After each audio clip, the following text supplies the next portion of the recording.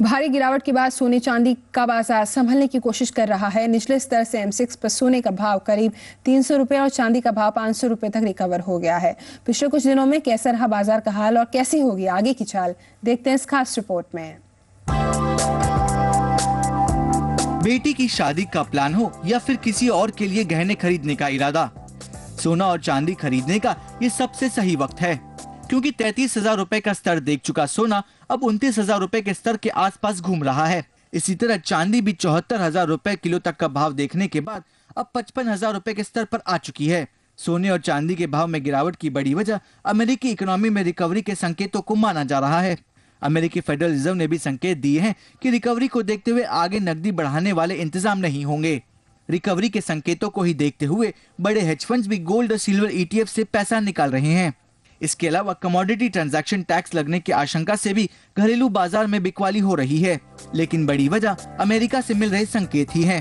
Sentiment पूरा इन्होंने उसको चेंज कर दिया है कि Q3 अब रुक जाएगा, तो उसके हिसाब से पूरा मार्केट में सेंटीमेंट एकदम नर्वस हो गया, हर मार्केट क्रैशेज हो गई और लिक्विडिटी और जो M2M भरने की जो पोजीशन होती है उनकी, उसको कम करने के लिए वो लोग गोल्ड को लिक्विड कर देते हैं। सोने चांदी की कीमतें गिर रही हैं, ऐसे में सवाल है कि निवेशक क्या करे।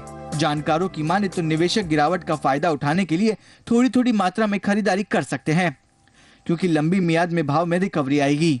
ऐसे में गहने हो या फिर ETF खरीदारी करने का ये अच्छा मौका रहेगा, लेकिन ट्रेडरों के लिए सलाह है कि वो अभी बाजार में खरीदारी करने से पहले सावधानी बरतें, क्योंकि छोटी अवधि में भाव पर और दबाव दिख सकता है।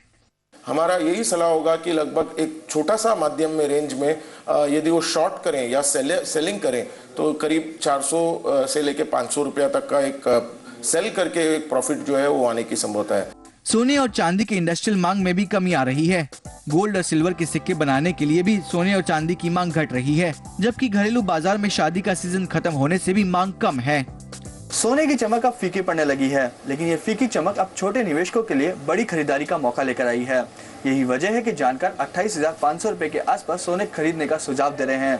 तरुण शर्मा, जी बिजनेस, मुंबई।